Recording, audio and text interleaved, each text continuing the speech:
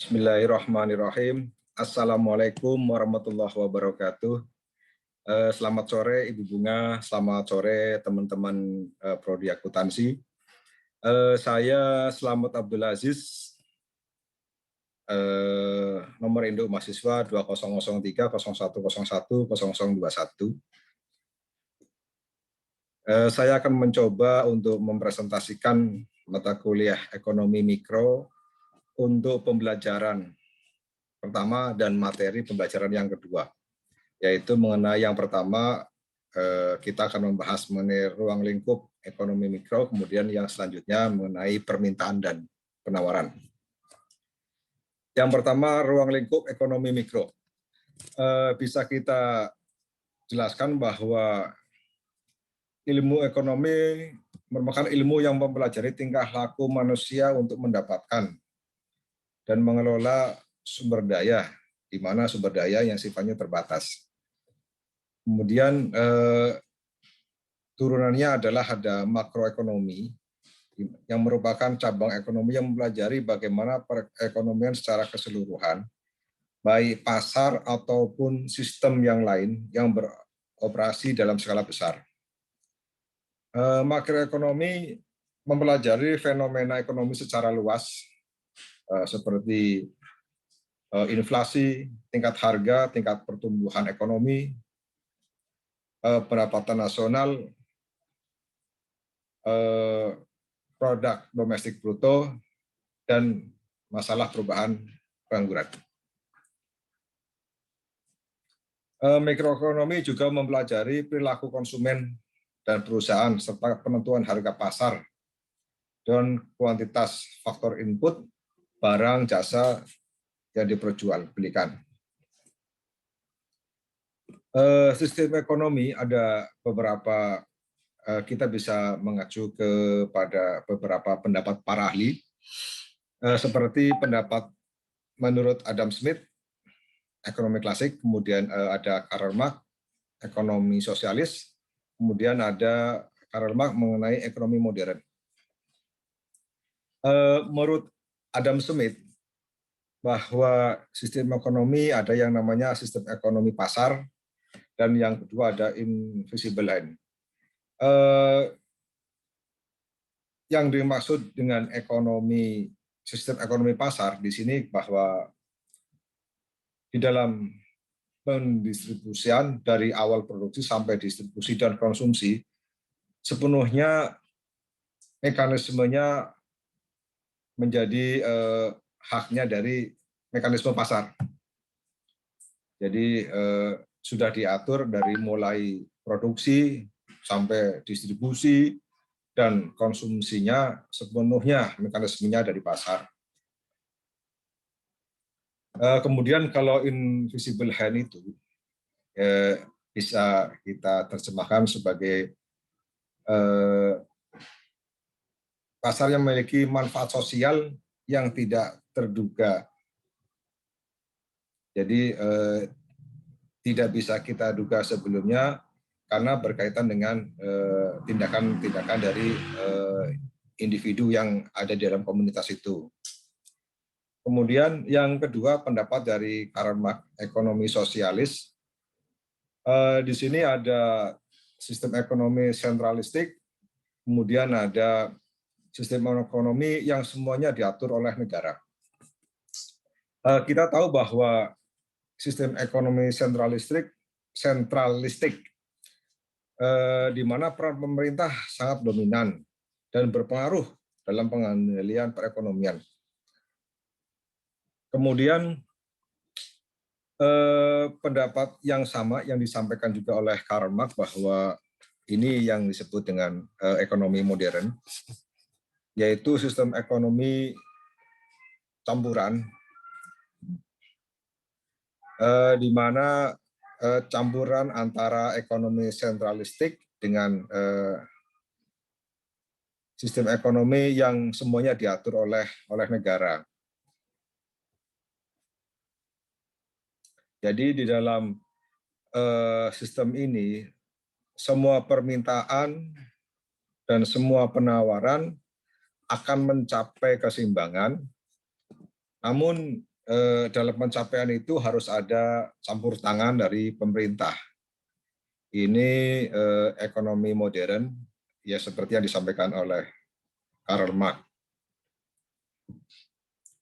Kemudian mengenai kelangkaan pilihan dan opportunity cost.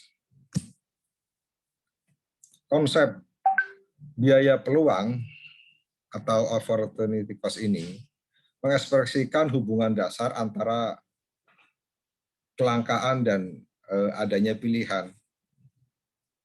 Kelangkaan ini merupakan kondisi sumber daya yang tidak ada,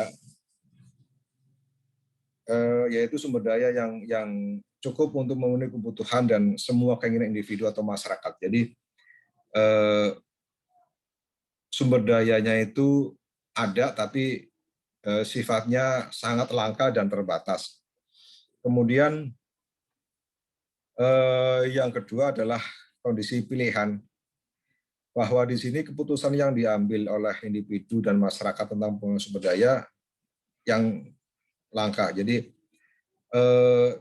si individu itu mau nggak mau harus memilih dengan keterbatasan, dengan kondisi kelangkaan sumber daya tersebut. Kemudian opportunity cost ini atau biaya peluang, maksudnya bahwa di sini disebutkan bahwa alternatif yang bernilai tinggi yang dilepaskan ketika suatu pilihan itu dibuat. Kemudian di dalam sistem perekonomian,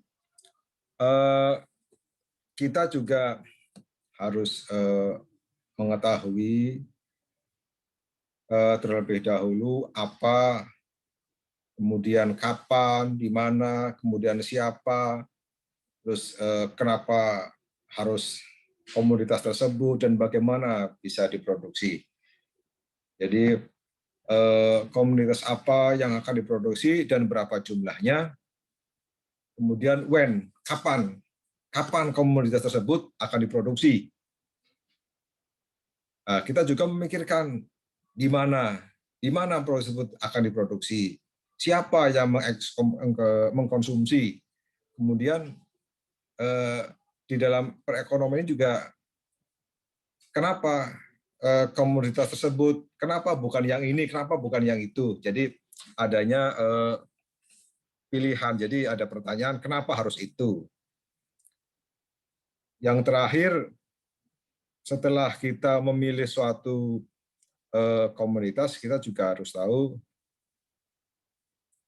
bagaimana komoditas tersebut akan diproduksi. Di sini dapat kita lihat diagram alur perekonomian.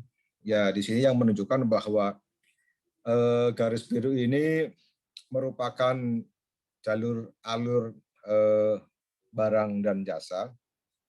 Bisa kita lihat di dalam tabel.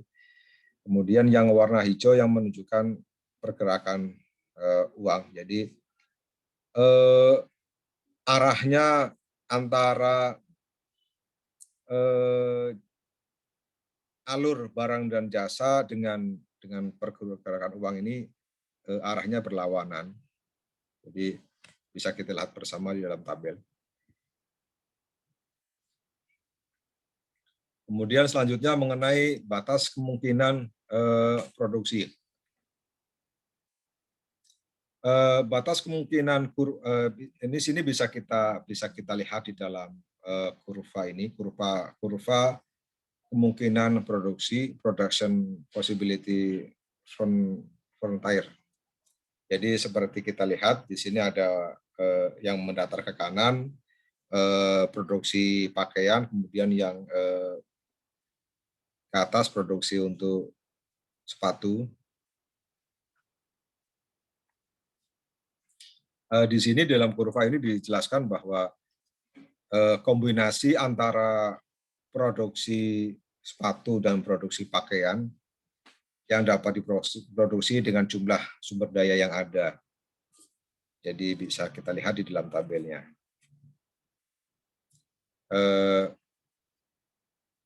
Mungkin itu untuk masalah perekonomian. Kemudian selanjutnya kita akan mencoba presentasikan untuk materi yang kedua, yaitu permintaan dan penawaran. Pertama, kita akan mengetahui mengenai hukum permintaan. Permintaan bisa kita terjemahkan atau kita artikan sebagai suatu kebutuhan jumlah barang jasa yang diinginkan untuk dibeli pada tingkat harga dan waktu tertentu sesuai dengan pasar. Jadi antara barang dan jasa, kemudian diinginkan oleh pasar untuk tingkat daya beli dan tingkat harganya dengan kondisi waktu sesuai kondisi yang ada di pasar itu. Jadi dapat kita katakan bahwa hukum permintaan itu suatu harga barang atau jasa turun, maka jumlah permintaan akan naik. Dan juga sebaliknya, pada saat harga barang yang diminta naik, maka permintaan akan turun. Jadi istilahnya ya semakin banyak permintaan, mungkin harganya akan semakin naik seperti pada saat kita menjelang Lebaran misalnya, karena permintaannya semakin tinggi, maka harganya semakin naik, tapi ya permintaan akan menjadi turun karena mungkin kondisi di pasar itu yang menyebabkan perubahan tersebut. Kemudian di sini contohnya dapat kita lihat grafik mengenai hubungan antara barang yang dipinta dari berbagai tingkat harga, di mana bisa kita lihat di sini bahwa ada beberapa faktor yang mempengaruhi permintaan suatu barang, antara lain mengenai harga barang, kemudian harga barang lain atau produk yang lain, kemudian selera dari masyarakat, selera pembeli, kemudian juga pendapatan dari si calon pembelinya, kemudian ekspektasi dan faktor non-ekonomi yang lain. Di sini kita lihat ada grafik mengenai adanya penjualan bakso.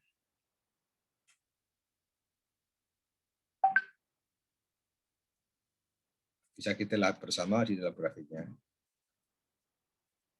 Selanjutnya mengenai pergeseran kurva permintaan. Pergeseran kurva permintaan terjadi karena adanya perubahan jumlah produk yang diminta konsumen sebagai akibat dari beberapa faktor, kecuali faktor harga produk tersebut. Contohnya untuk barang normal, apabila pendapatan konsumen meningkat, maka jumlah yang diminta akan meningkat pula, di mana bisa kita lihat dengan kondisi ini kurva permintaan akan bergeser ke kanan. Kemudian untuk barang interior good, consumer income ini, apabila pendapatan konsumen meningkat, maka jumlah barang yang diminta akan turun dan kurva permintaan akan bergeser ke kiri. Ini bisa kita lihat di dalam kurva di samping ini. Kemudian selanjutnya mengenai penawaran. Di sini kita bisa menerjemahkan bahwa penawaran merupakan keseluruhan jumlah barang yang tersedia untuk ditawarkan pada berbagai tingkat harga. Tingkat harga dengan harga tertentu dan waktunya tertentu. Jadi ada kondisi waktunya, ada kondisi harganya, tingkat harganya seberapa juga. Kemudian dari dalam hukum penawaran, di mana pada saat harga barang meningkat akan mendorong meningkatnya penawaran suatu barang. Jadi harga barangnya meningkat, jadi si pembeli itu ya akan meningkat untuk melakukan suatu penawaran. Jadi begitu juga dengan sebaliknya, kalau harganya mungkin lebih murah ya si pembeli tidak akan nawar lagi, oh toh sudah murah. Di sini kita lihat mengenai kurva penawaran. di mana keinginan dan kemampuan penjual menawarkan atau produksi suatu produk pada berbagai tingkat harga. Faktor yang berpengaruh, biaya produksi, ada tingkat persaingan, teknologi, ekspektasi pasar, dan faktor ekonomi yang lain. Dalam tabel ini bisa kita lihat yang ke atas sebagai harga atau P-nya, price-nya, kemudian yang ke samping kanan adalah untuk quantity, jumlah beras dalam liter dalam contoh ini.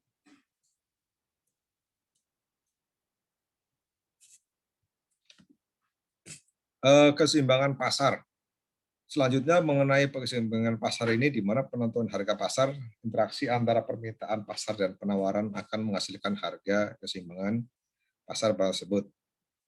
Jadi dalam keseimbangan pasar ini adanya interaksi antara permintaan dan penawaran.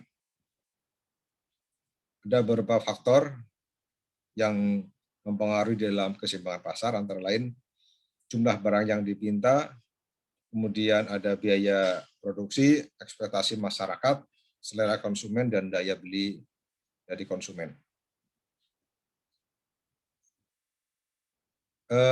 Terakhir mengenai excess demand and supply. Jadi pada tingkat harga tertentu, kelebihan dari kuantitas yang diminta melebihi jumlah kuantitas yang diproduksi. Atau permintaannya berlebih, atau kita sebut excess demand-nya. Jadi pada saat harga komoditas berada di bawah harga keseimbangan, kuantitas yang diminta akan lebih banyak daripada kuantitas yang ditawarkan, sehingga terjadi kelebihan permintaan atau kekurangan barang. Selanjutnya ada excess supply, di mana pada tingkat harga tertentu, kelebihan dari kuantitas yang disediakan melebihi permintaan kuantitas. Dan pada saat produsen akan menurunkan harga untuk meningkatkan penjualan, sehingga kurva perawan akan kembali menuju keseimbangan. Di sini di dalam kurva ini kita bisa melihat mengenai adanya kelebihan penawaran dan adanya kelebihan permintaan atau excess demand. Di sini bisa kita lihat bahwa pasar mencapai keseimbangan di titik E, yaitu pada saat D sama dengan S sama dengan QE, dan di mana harga keseimbangan adalah PE. Jika harganya lebih tinggi dari PE, maka jumlah yang ditawarkan lebih banyak dari jumlah yang diminta. Dan jika harga lebih rendah dari PE, jumlah yang diminta akan lebih banyak dari jumlah yang ditawarkan. Mungkin itu dulu. Selanjutnya kita akan bahas bersama. Terima kasih Ibu Bunga, teman-teman semua. Wassalamualaikum warahmatullahi wabarakatuh. Selamat sore.